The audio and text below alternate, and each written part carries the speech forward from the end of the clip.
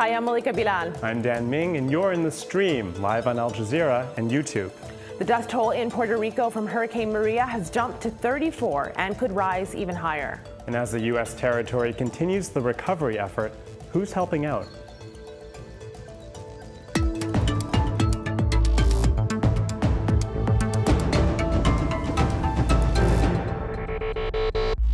We are dying here, and I cannot fathom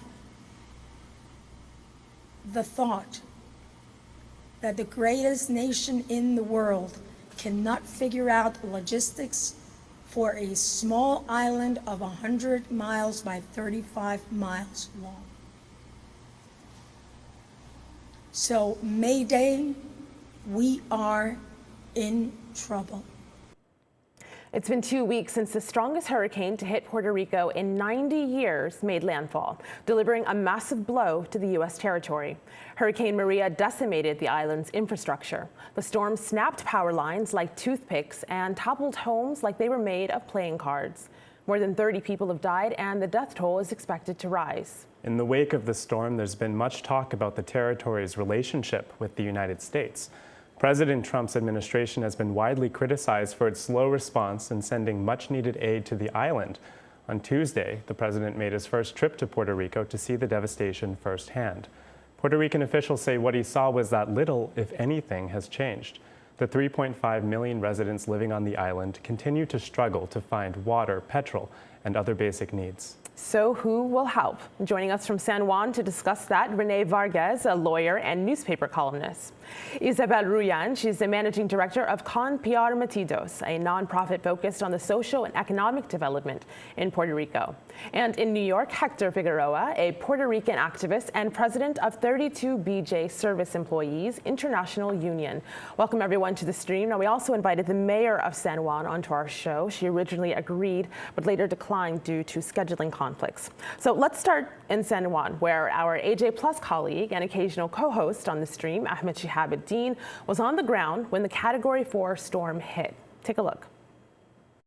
We just arrived to San Juan, and it's very difficult to drive around because 50% of the city was flooded, and if it's not water that's preventing you from going from one place to the other, it's broken power lines, trees, debris.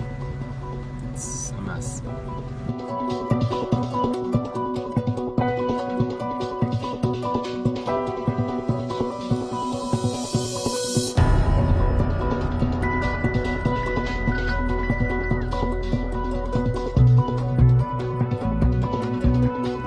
People lost their windows, their doors, their roofs. There's a building at the end of my street that it was a ruin, and it collapsed over the roof of another neighbor, so she lost her house completely. Renee, 2 weeks later, what does your area of San Juan look like?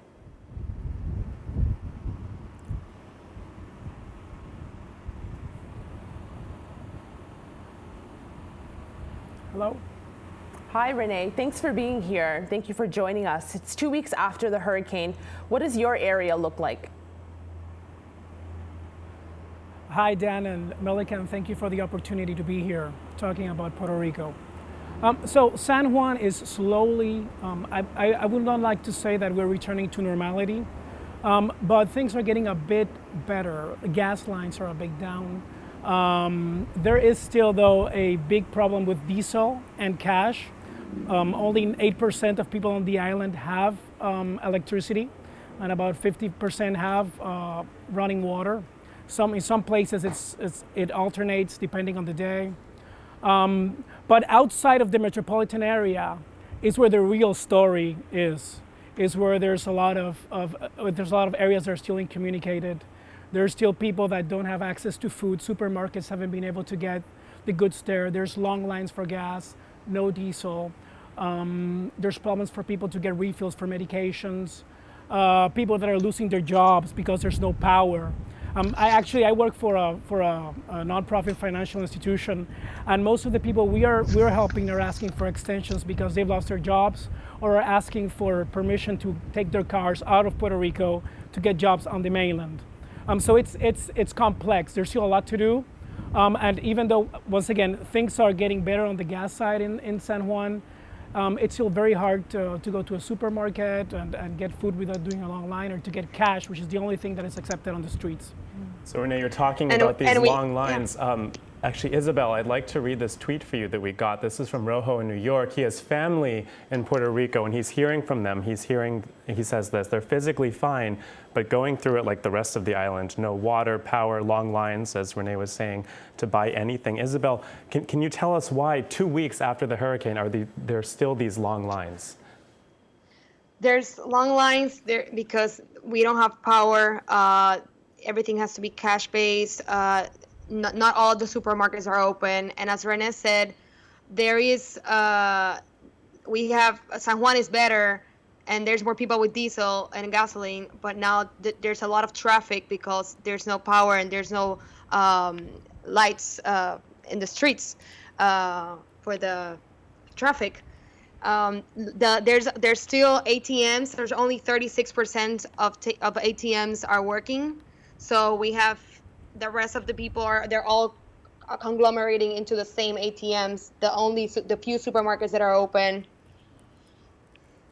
Hector, I pulled up this headline here. You wrote this on September 28th, published in the New York Times. Washington set Puerto Rico up for disaster, and in it you talk about your father. And you say that it's been more than a week since I've had any word in New York from my 93-year-old father in Puerto Rico. He lives in a town that was in the path of the worst storm to hit the island since 1928. How is your father today, and have you made contact? I have made contact with my siblings, and my sister and a cousin passed by. So the report from him is that he's physically well, but like the other folks said, people are without the necessities.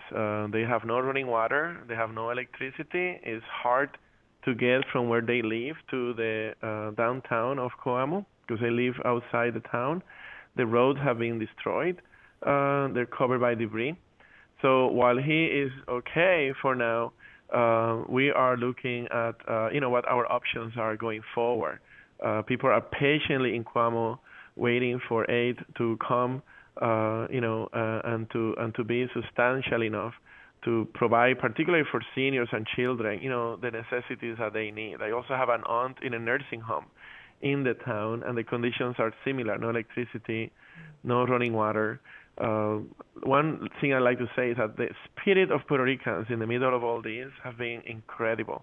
The way in which they have been helping each other, the way in which they've been cooking together, spending evenings together, making sure that they can go through this hardship with a level of a sense of community and purpose. But time is running out, and we need the aid, and we need the support of the government, communications, electricity to be reestablished as soon as possible in the remote areas. So Hector, you mentioned the speed of the aid delivery, or the slowness rather. I want to play a video comment and get Renee to respond to it. Renee, we got this from Abigail, who was in Puerto Rico during Hurricane Maria. She's now in New Jersey. Take a listen to what she had to say. We collected rainwater for bathing and for the toilets. People started running out of gas, including the local police. And it got pretty dire, and, we were running out of drinking water. And again, there was no one around. I never saw any U.S. federal help ever when I was there. I felt like, if I was a U.S. citizen in a foreign country, I would have gotten help sooner. But since I was a U.S. citizen in Puerto Rico, no one really cared about us, and no one was going to give us any information on how to reach our loved ones. So Renee, Abigail says it felt like nobody cared. We've heard a lot about the slowness of aid delivery from the federal government. Have you felt in Puerto Rico that you've been forgotten by the mainland? Oh, definitely.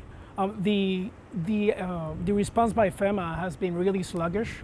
And it shows, people are talking about that they're comparing it to other hurricanes, even here in Puerto Rico, like Georges and Hugo, where you would quickly see a response and see what they call the blue temporary roofs over houses. Now, to help people, nothing has been, the distribution is very slow.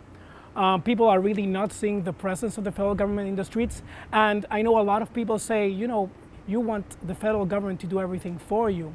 And it's not that. It's that Puerto Rico was not ready for this. We've had massive cuts for the last decade here that have really diminished the capacity of our own government to respond to crises like this. And that has been because of our debt crisis. So, yeah. It's important to note that Puerto Ricans have served in the military since World War I, and more than 116,000 Puerto Ricans have served in the U.S. Army. So to say that we are expecting for for people to help us, I mean, Puerto Ricans have served their duty as U.S. citizens. And what I've seen now in terms of people helping each other out is that civil society is tired of waiting for whoever is in charge to distribute supplies, and they are taking matters into their own hands. They're jumping in cars, they're getting into their SUVs, and now that there's diesel in San Juan, and they're going out and they're going to different towns. And every day I have people come back to the office after they've given out supplies, and they're doing this on their own, and some help from the place where I'm working at, Colaboratorio, where there's a bunch of different nonprofits working from there because we do have electricity. And what the horror stories that they're saying when they come back is that those people hadn't received anything. And it's been almost 2 weeks, nothing. And Isabel, I hear what you're saying. I heard also what the video commenter said, Dan. Abigail said, we never saw federal help. So I pulled up here FEMA's response, and FEMA is the Federal Emergency Management Agency. This is an overview of federal efforts to prepare for and respond to Hurricane Maria. FEMA was actually already in Puerto Rico to respond to Hurricane Irma, which made landfall before Hurricane Maria. That was a little bit earlier. You can see a timeline here. So when Maria actually hit on September 20th, making landfall there, agents were out on the ground. They were giving water and they were helping with that response. However, the criticism is that it wasn't far enough and it wasn't necessarily outside of the capital.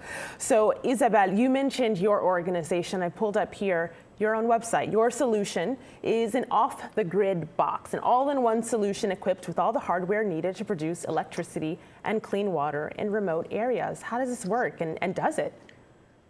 Well, right now we just ordered the first one, which is going to Vieques, which is an island of a small island part of Puerto Rico. It's been isolated. We got expertise from people in Silicon Valley. The creator of this Off the Grid box is an MIT alum, and we've been working with our diaspora to help us in each phase of our fund and how we're gonna allocate our funds to make it in a responsible way. So we're raising a fund. Committedpr.com, committed to PR.com, and the first area is needs necessity. The second area is power as a source, as you mentioned. We're going to start with these 12 boxes to marginalized and vulnerable communities. They filtrate water, and they also can power up a clinic size of structure, a medical clinic, and they also have 300 portable battery units that people can take to their homes. They can charge their cell phones. They can also power up some light bulbs. And our third focus for the fund is long-term reconstruction efforts. So Isabel, you mentioned that the diaspora is involved in this project, and I actually want to ask Hector about that because Hector's in the diaspora in New York. We got this video comment from Natasha. Hector, take a listen. Puerto Rico has been facing one of the most catastrophic disasters of a century. It has been 2 weeks since Hurricane Maria hit the island, and we're still trying to get recovery efforts there. As a Puerto Rican living in the diaspora, it's very devastating to see what is happening, yet our Puerto Rican pride keeps us strong in these times to continue to work hard to build Puerto Rico. This is not a time to play political games, but a time to unite, collaborate, and save lives. There are many organizations and individuals working to support the island. Some of them are Friends of Puerto Rico, Unidos por Puerto Rico, Comprometidos, the Latina Influencer Coalition, the Red Cross, the National Association of Hispanic Journalists. So I invite you all to take action and give back to Puerto Rico. So Hector, what is the top priority for Puerto Ricans on the U.S. mainland in sending things back to Puerto Rico? Well, I think there are two priorities. The priority of sending goods and necessities, batteries, diapers, is what the government asked at the beginning.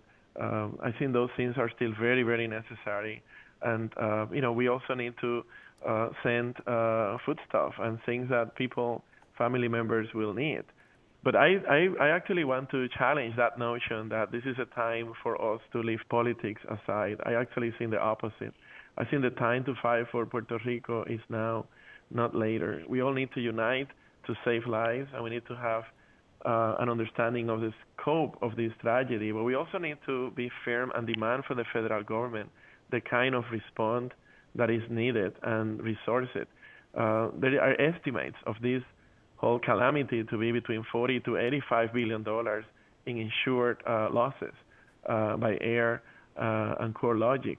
The amount that the president has requested from Congress is much less than that, and is intended to cover all the hurricane disasters and the fires in California.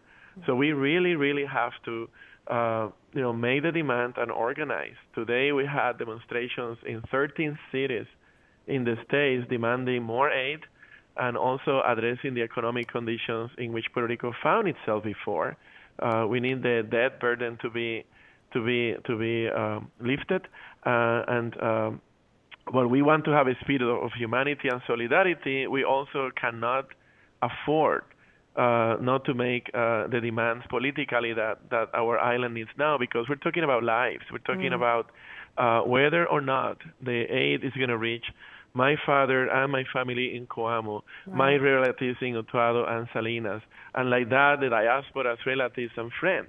And while we need to play nice with each other, we have to recognize that Puerto Rico has been fundamentally abandoned, and that the administration has not fully understood and articulated the extent to which Puerto Rico is in hardship and despair. So I think we have to do both. We have to send aid, we have to send relief, but we have to demand that the government does its part. Puerto Rico contributes far more economically than what it gets every year in federal funds. Let's have that relationship be, for the time being, reversed in a way that helps Puerto Rico to be back on its feet. So Hector, you mentioned the administration. I pulled up this headline here, this Columbus Dispatch pulling from the New York Times. Puerto Rico's relationship with the U.S. is complicated. That's putting it lightly. I think nowhere perhaps is this relationship as complicated or as visible than it was with U.S. President Trump's visit to Puerto Rico. This came 2 weeks after the hurricane made landfall. Have a look at what he told people yesterday. Now, I hate to tell you, Puerto Rico, but you've thrown our budget a little out of whack, because we've spent a lot of money on Puerto Rico, and that's fine. We've saved a lot of lives. If you look at every death is a horror, but if you look at a real catastrophe like Katrina, and you look at the tremendous hundreds and hundreds and hundreds of people that died, and you look at what happened here with really a storm that was just totally overpowering. Nobody's ever seen anything like this. What is your death count as of this moment? 17? 16 certified. 16 people certified. 16 people versus in the thousands.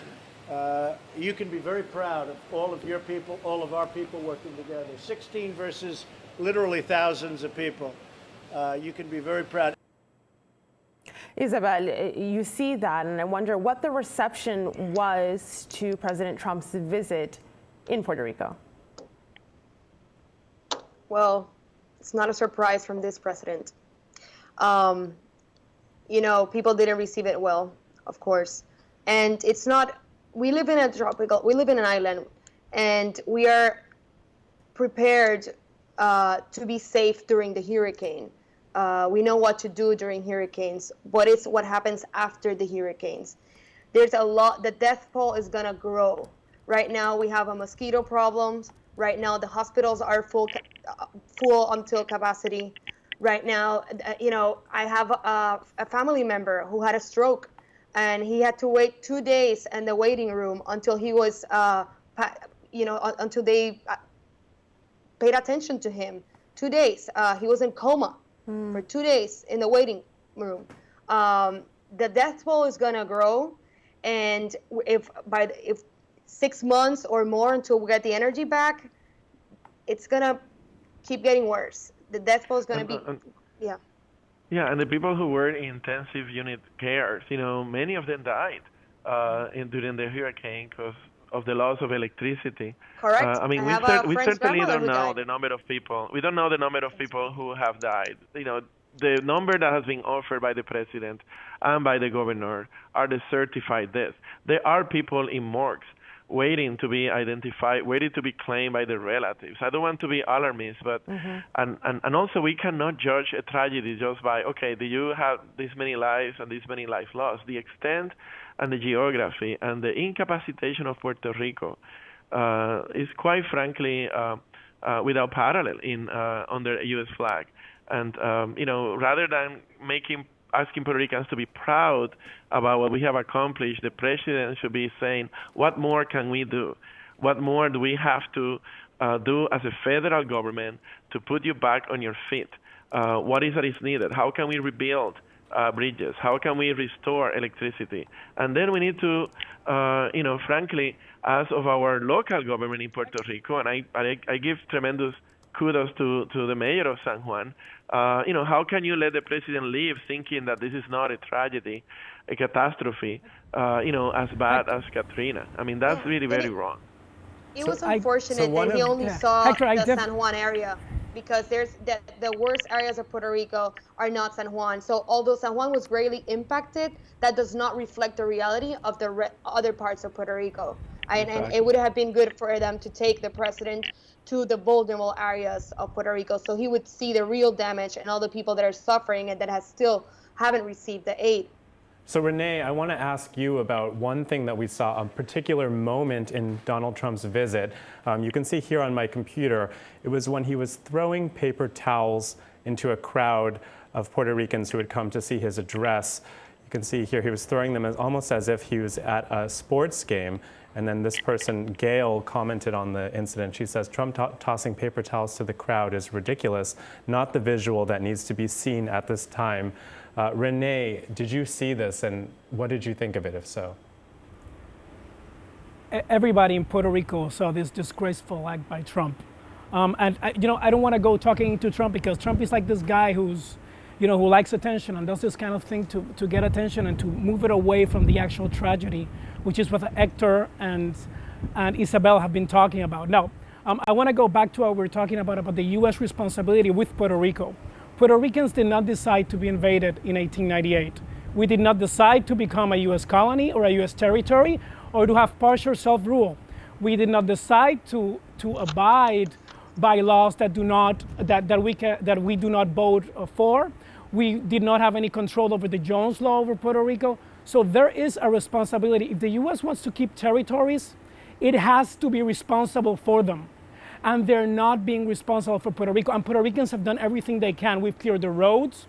The local government has escorted the gas tanks and everything. But we are talking about a country that is bankrupt.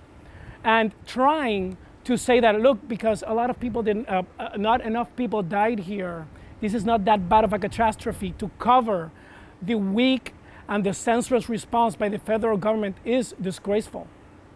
And I do hope that some sense goes into Trump and his aides, and that they understand that this goes beyond politics and the Twitter war and talking about the nasty mayor that has only done what any other U.S. representative would do if their people were dying. Just say it out loud and criticize it, not in the spirit of harming the U.S. or the federal government, but in the spirit of actually getting the attention that we deserve. Right. Renee, I hear you there. And of course, you mentioned the Jones Act. That is a century-old act that allows for ships, only U.S. ships, to carry goods and passengers to only U.S. ports. And it really makes things more expensive for Puerto Ricans. There's a petition here to make sure that that Jones Act is waived. And it actually was for 10 days. This is the White House press secretary.